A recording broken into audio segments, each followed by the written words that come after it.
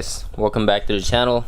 So today's episode I'm gonna be working on the wiring harness. It's already starting to look like a mess. This is actually the one I've been putting off. That's because I'm not very wiring inclined, to say the least.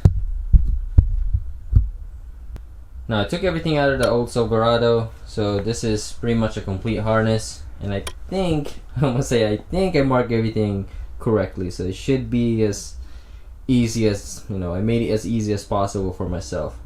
Now I did also keep the wiring there for the battery, so that might come in handy considering that I'm gonna be relocating everything in the back. Now if you guys look here, I also keep some miscellaneous wiring. That's because I never really know what I'll need, so I just kind of grab that wiring harness, and as well as the fuse block. Don't mind that stuff, those are just a bunch of random stuff that I'm going to be doing. Now for this episode, I'm not going to do a how-to for this wiring harness and how to convert it essentially to a standalone, because there's a lot of better links out there.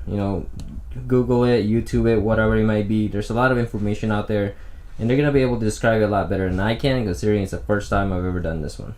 Now the intent of this video is to figure out, is there any hiccups that that somebody like me that's doing it for the first time, what are things that I'll run into, and I'll kind of note that as I go along.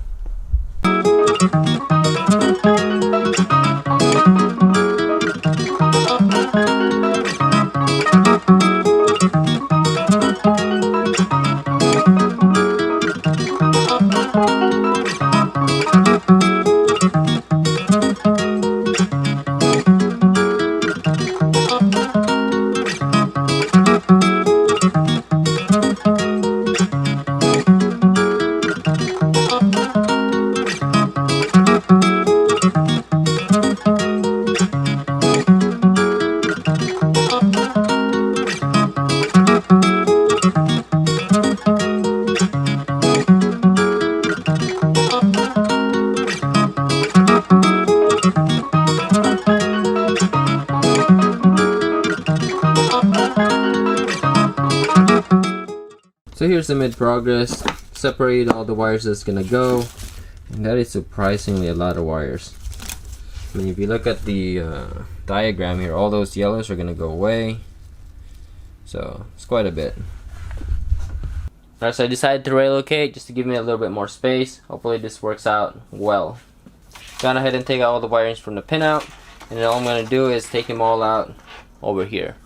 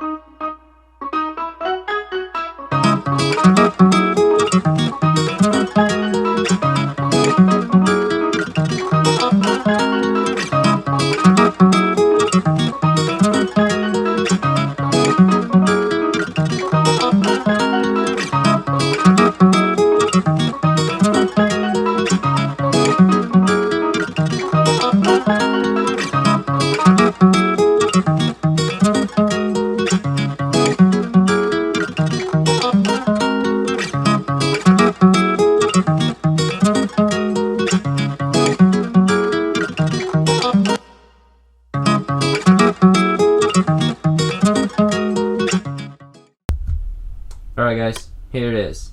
Wiring harness is about 80 to maybe 90% done.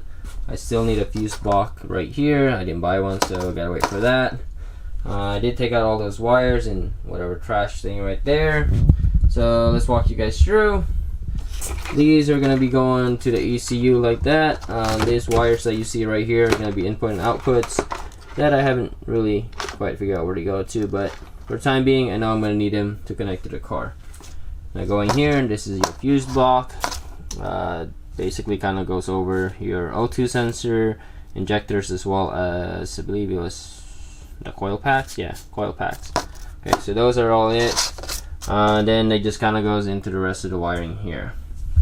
Now one thing, or I guess it's two things, I'm not really sure what to do with the VSS stuff and the speed sensor kind of stuff, because I'm gonna be hooking this up to the Audi transmission, and I don't know if I need that. I don't even know if you need that for a manual, so I gotta go Google some stuff and figure that out. Okay. Now one thing to note though, as you guys notice, I kind of ripped everything apart, like literally everything. Now if you're doing this with like a stock engine, stock placement for everything else, I'd probably only go halfway, like break it up and make sure you kind of taped it together so the distancing between those are the same.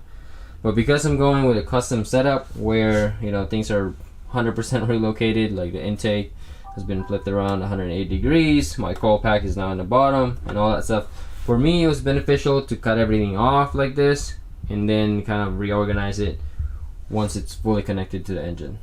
Okay, so that is it for this episode, guys. Thank you guys for watching, and I'll see you guys next time.